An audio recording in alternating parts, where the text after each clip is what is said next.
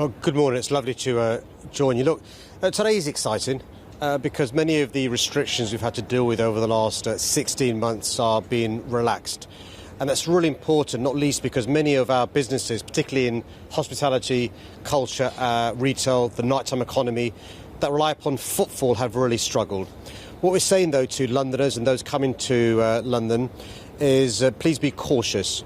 If, for example, you can't keep your social distance indoors, think about wearing a face mask, follow the normal rules, good hygiene, washing your hands regularly and thoroughly. The good news is more than 9.9 million doses of the vaccine have been administered in London, and those above the age of 40, more than three-quarters have now had the double dose of the vaccine. And we're focusing now on younger people, those between 18 and 30.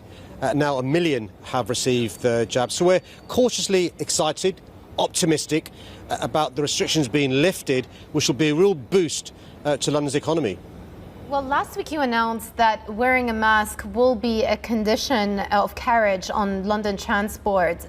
My question is how you plan on enforcing that, given that it is not a national government requirement. Are you planning on being, quite restrictive when it comes to allowing people to board on trains if they're not wearing masks? Well, what we do know from the scientific advices the government relies upon, from the World Health Organization and from USA's own Centre for Disease Control, is wearing a face mask indoors does reduce the transmission and reduce the chances of you passing the virus on or you catching it. And the CDC has confirmed that not only does it make other people safe, it can keep you safe in reducing the chance of the droplets being passed out of your mouth or into your mouth from other people. What we've got in Transport for London, and we're responsible for the tubes, the buses, the trams, the overground in London, is a condition of carriage because the government's now taken away the legislation which allowed us to enforce this. What it basically means is if you want to use our public transport, you've got to wear a face mask. If you don't, you could be refused entry.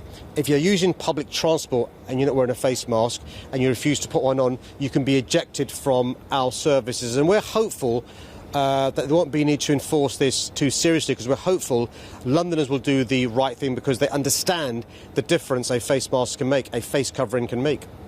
You could still be denied entry if you're not wearing a mask, so that's the key point here. Tube ridership is still very, very low compared to where it used to be, around 40 to 45% of total average. You've launched a campaign today, the Welcome Back London campaign. What exactly are you going to do to encourage people to get back and use TfL again, particularly in light of people's fears around being in cramped spaces with very low ventilation levels? Well, London as a global city faces similar challenges to other global cities, whether it's New York, LA, Paris or other cities, and that's how do we get people back to the centres of our cities, the centres which provide the great theatres, the great live music, many offices and so forth. So we've launched the biggest tourism campaign London's ever seen. Welcome Back London is a message to Londoners to come back to the heart of our city, but also to others to come to London. We're working with our great theatres, some of the best in the world. I would say the best in the world, no offence to Broadway and New York. Some of the best restaurants, bars, live music venue. There are great deals available, but also we've made sure that our public transport has the confidence of those using it. And what I mean by that is we don't only have hospital-style disinfectant being used to clean public transport. We don't only have ultraviolet lights being used to make sure our escalators are safe. We don't only have world-class enhanced cleaning. We've asked Imperial College to come and check to make sure our public transport is safe. So this additional layer of reassurance is important. At the same time, I want people to come to London. Let's do London. World-class parks, world-class theatre, world-class live music. And to our friends in America, when it's safe to do so, come back to London.